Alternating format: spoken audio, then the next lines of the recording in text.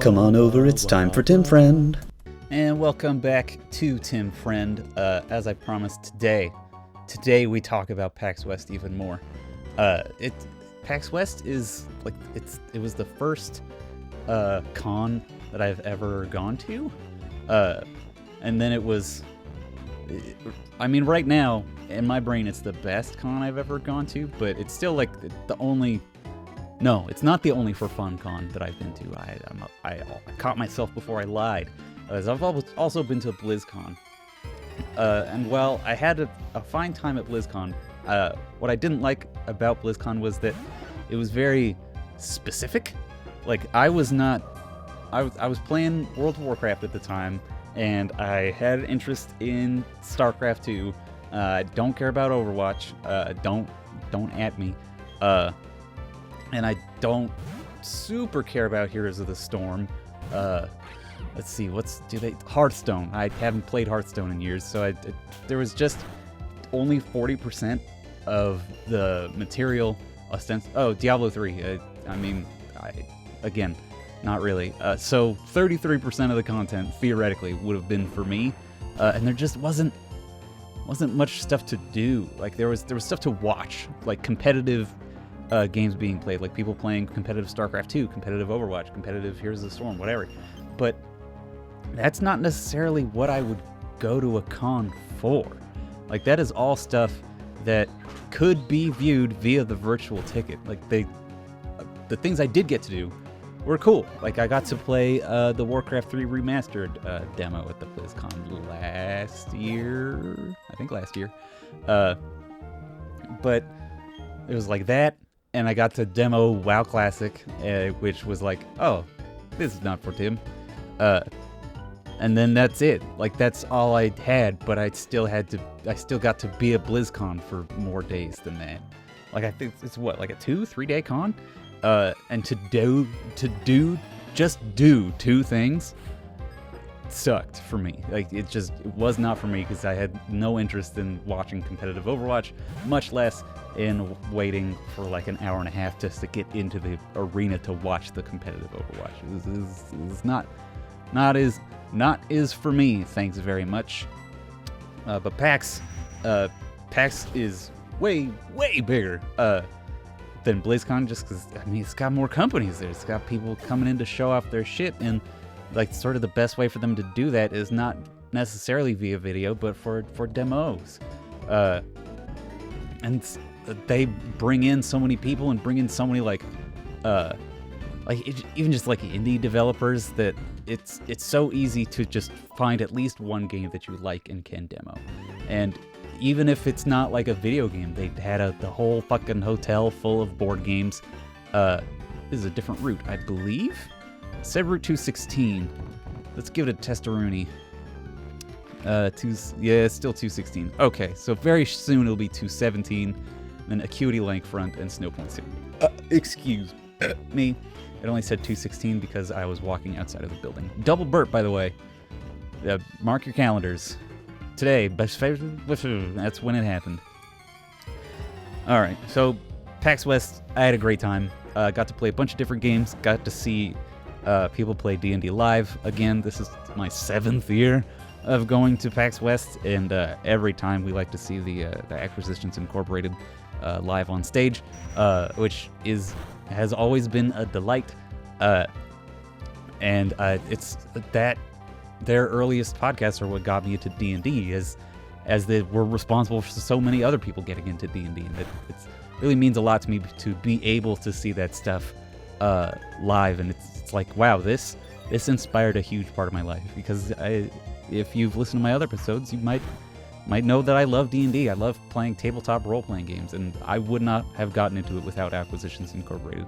And it's really helped me be a better person, because it puts me in social situations where I have to be. Like, I can't, I don't know. It's really helped me sort of train myself how to be a better person around people, because you have to be, in order to have like a fun D&D experience.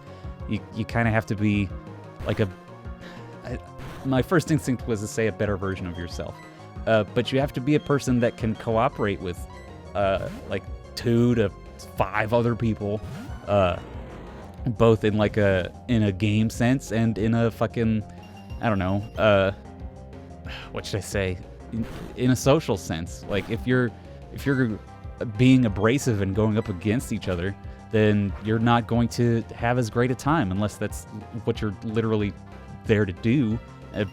But if someone else is not literally there to do that, then they're not going to have a great time. It's important to make everyone have as good a time as possible, and that requires a little bit of, like, I don't know, social awareness. And being with Julia Friend in these adventures, these mystical adventures into mystical lands, has really helped me be, I don't know, a more aware, a more sympathetic, a more empathetic person. So yeah, seeing Acquisitions Incorporated live is it's a big part of who I am, and it's always like an honor to see it, even if it means waiting on a sidewalk for 3 hours while the sun slowly drifts behind a building, but never fast enough to make sure that you are in the shade while you play SteamWorld Quest on your Nintendo Switch. It's fine. It's whatever. Other than, holy cats, that hurt real bad. Holy God, I need to thwad. Is that something? Was that anything? I don't think it was either. All right, we get rid of Armaldo. What do you got next? 8th Trainer Busfahum. Hit me with the hail. Yes. So good. Oh, it hurts my body really hard. Oh, Clefable. Do a little dance, Clefable. But I also get to, like, I'm very blessed by having friends who are willing to go to PAX, not necessarily with us, but like adjacent to us at least. I have 3 very good friends, and then 2 other friends who are newer friends, but I have a really good time with, and it's fun to be like, when we played when I've demoed A Year of Rain, it's like a 2v2 Warcraft 3 RTS style game, very clearly like inspired by Warcraft 3. Like, sawing it, I was like, oh, is that Warcraft 3 remastered? But it wasn't. It was A Year of Rain, and being able to do that with friends there was really fun, and it was being able to like sort of share in the shared pains of having to wait in lines for panels or wait in lines for demos helped it go by a lot better. So I heartily recommend going to a con in general, and if you're a shy person like me, I recommend going to a con with friends. Don't love that Clefable's locked into Uproar against my squishy little Hargon.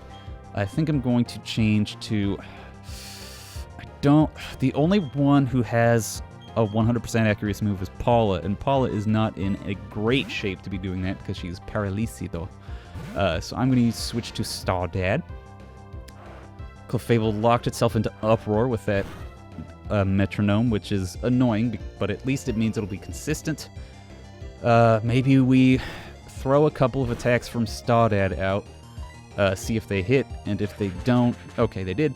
If they didn't, I was thinking of using like a Paralyze Heal and then a Moo Moo Milk on Paula, just so we can get around that stupid minimize that Clefable threw out. Alright, now that we've had one fight, let's go back to sleep.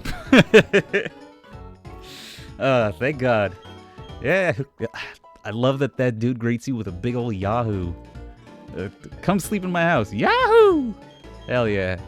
It's a bold way to play it, my man. I can run. I forget that I can run in these games, sorry. I was also talking about PAX West. I also got to play a board game called Escheaton. Escheaton? E-S-C-H-A-T-O-N. Escheaton. I am on my way to Snow Point. You're going there too? Cool. Walking for training? I have no problem with this. I'm used to the cold because I go barefoot and lightly dressed. Achoo. That was nothing really about cold at all. I'll be going now. Please take care. Why? Why was that interaction? Why did game have that? I mean, it was kind of cute, but was there a purpose? I do not know.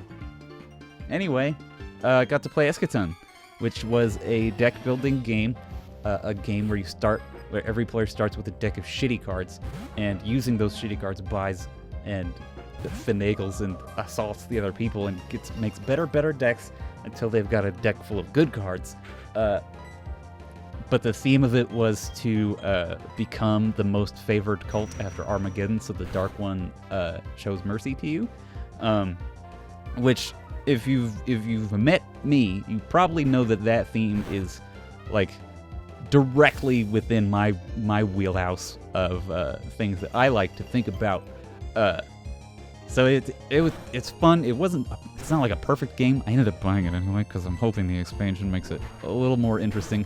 Because like the end of the game was not like, it was interesting, but it seemed very determined by the turn order. Like whoever got to go last got to sort of determine the final board state for everyone else. But that was our first game we'd ever played all the way through, so maybe it'll be weirder next time. But I got it anyway. I'm excited to play it some more. It's my opinion that no games are perfect anyway, whether board or video games. So who gives a shit? Gallade, psychic fighting. Okay, let's switch to someone with fly, which is Rambolt. I can never remember what is super effective against Gallade until I think about the fighting type part of it, and I go, oh yes, flying type is super effective. Psycho Cut, very strong, very hurt me bads. Don't love that. Yeah, because that takes me down to under half. Shoot, okay, who's got high physical defense? Is it Ava? Let's check her out. Whoops, save the game. Boop, boop, boop, boop, boop, boop, boop, boop, boop, boop, boop, boop. Okay, Ava do. But do Gallade have... Does a Gallade have a fucking Leaf Blade? Also, son of a bitch! Now I use this sword tag. It used swords, and that's scary for me. Alright, switching to my Pokedex thing, so I can look at the thing. Gallade. Does it have Leaf Blade? No, it has, like, it's level 40. There's Feint, Psycho Cut, Helping Hand, and Swords Dance. Okay, so its only moves are Psycho Cut and Feint, which is interesting, because that could mean that I could switch to Hargon and completely lock out other than Feint. But now it's using Swords Dance twice. I don't love that. I wish that it would use a different move instead of Swords Dance. Please hit more than twice, Bone Rush. Thank you. You're a blessing. Oh, God, okay. That was very frightening. That was a... I could definitely see the train to derail me roaring down the tracks with that fight. Alright, next time on Tim Friend, I don't know, I'll keep fucking rambling anymore. I don't know what you expect by now. Bye, everybody. We're Tim Friend.